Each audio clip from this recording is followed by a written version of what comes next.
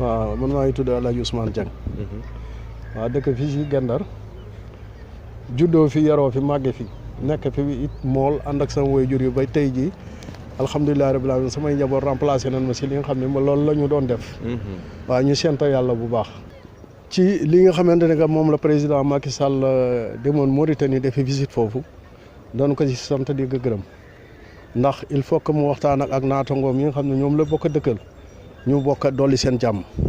ndax loolu la ñu souhaité ci réew mi moom la ñu souhaité aussi si suñu gox fii si Ndar bon li nga xamante ne que moom la doxee woon foofu li ñu ci jot dégg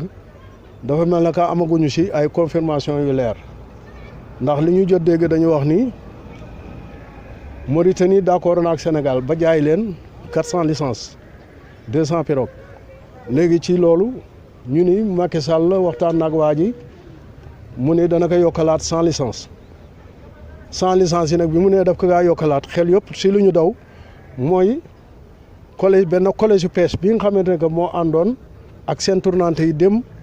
2019 ànd ak Oumar Gueye si table négociation yi ñu octroyé le woon ñu wax leen ni daan leen jox 100 licences par contre bi ñu delluwaatee ñu wax ni dañoo maintenir loolu bay beneen protocole ñëw bu ko defee ñu jox ñi nga xam ne ñoo àndoon ci mbir mi muy fele-fele yi ñu jox leen 100 licences yi kon ñu yaakaar ni su fekkente ne que dañu wax ni 100 licences judduwaat na si biir licence yi dañu yaakaar ne beneen pàcc ci biir napp gi maanaam moo ko war a moom waaye su fekkente ne dañ ko joxaat pàcc bi ko yore woon it bu boobaa dafa mel ne que dañu yokk mbir mi maanaam dañu tilimal affaire bi ndax affaire bi kon du jekk daal ndax it nit warul lekk wàcce mbokkam nit it warul séddale boo xam ne dëppawul ak yoon. lii 100 licences yi nga xamante ne moom la ñu wax ni moom la ñu koy yokk maanaam ñun dañu foogoon ni rek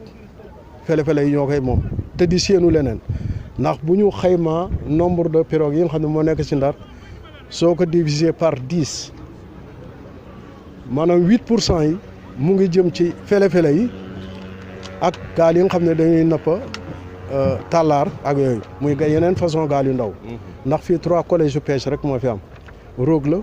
ak fele ak fii la tournée ak nappu Caas léegi su fekkee ne licence bi dafa am li ñu gënal mooy comme jox nañu ñi si des ñu xalaat leen ndax comme ñoom ñooy majorité bi ndax même li ma la wax ni la 8% yooyu ma la waxoon ci nombre de pirogues yi nii mooy majorité bi soo génnee 2% yi maanaam di nga ko defaat muy gaal yeneen yi si des kon ba tey ñu nekk si diggante bi muy ñu noo tuddee roog wala fele-fele ñooñu ñooy ñi majorité bi ba tey. te ñoom gisaguñu seen bopp si mbir mi. ñuy wax ni sax gaz bi ak pétrole bi impacté yi sax moom mooy ñi nga xam ne ñoo amee fele-fele yi ñeneen ñoom dañuy dem nappi feneen. voilà léegi ñoom ci seen bopp xam nañ loolu waa BP ak Eiffage ñëw nañ fi waxtaan ak ñun li nga tax nga xam ne mbir mi ñun la concerné ñoom seen bopp wax nañ ne ñun ñoo fele-fele yi ñoo am problème. te fele-fele yi ñoo nappe fii si distance bu yàgg di diggante bu gàtt bi 1 kilomètre 500 fii nga xam ne fi la ñu war a def plateforme bu bi féete kaw ak li nga xam ne dem ba Jatara loolu yëpp zone gaalu fele-fele yi la léegi seen tournante day xëy yëpp maalam teer wàcc di xëy dem xëy wàcc mais fele-fele aussi noonu lay def waaye bu koy def aussi mbaalam daf koy suub bu yàgg te day traîner te fii nga xam ne fi lay wute dépasse noor ak nawet ak loolu ak cooroon si bokk yëpp mais bu dee beneen pàcc bi si des afa am moment boo xam ne si lay dem am moment boo xam ne day toog. kon lu ngeen di xaar si kilifa yi jamono yi. waaw li ñuy xaar si kilifa yi muy président de la république la ñu gën a souhaité pour mu gën a fàttaliku maanaam population mool yi mu ñu dimbali leen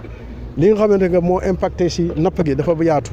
mënuñu ko xayma ndax dana yàq suñu bërëbu liggéeyukaay yi non seulement amatuñu fu ñu jëm. te feneen foo jëm ñu bëgg la xatal ñuy ñaan moom mu ñaan naar bi mu bàyyil nu benn espace boo xam ne dana doon dara ci côté nord bi ñu mën fi napp ba nga xam ne dina am jàmm ndax intérêt bi nga xam ne moo nekk ci gaz bi Sénégal ak Mauritanie ñoo ko bokk te yàqalul benn doomu Mauritanie mais doomu Sénégalais yi képp ñoo see yàqu. waaw les fele-fele doivent avoir des licences parce que ce sont les majorités des pirogues les majorités des pirogues de Saint-Louis sont les fele-fele donc si vous amenez 100 licences de nouveau tu dois les donner pour qu'il doit être apaisé. Mais si tu les rends aux scènes tournantes, tu as polémiqué toutes les choses. Ils ont déjà 400. Donc, le reste des pêcheurs, ils vont croiser les bras sans rien faire. Donc, ça va amener beaucoup de choses. Ce qu'on ne souhaite pas ici au Sénégal, oui. Nous sommes directement impactés par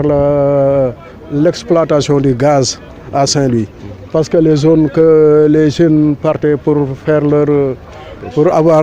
quelque chose pour se rendre à leur famille, c'est là que le gouvernement a mis sa main. Celui qui n'a rien, on doit l'aider. Celui qui en a, on doit encore faire du progrès pour qu'il y ait encore d'autres choses. Mais celui qui n'a rien, on doit lui donner quelque chose. Et nous n'avons rien. Donc, nous voulons que M. le Président de la République tourne vers nous et regarde qu'il y a ses fils qui sont là et qui veulent travailler, rien que travailler pour nourrir leur famille. Les félés constituent la majorité des pêcheurs ici à Saint-Louis, même n'importe où tu pars au Sénégal. Bon, les sans-licences qu'on attendait du président de la République pour qu'on les octroie aux pêcheurs, félés.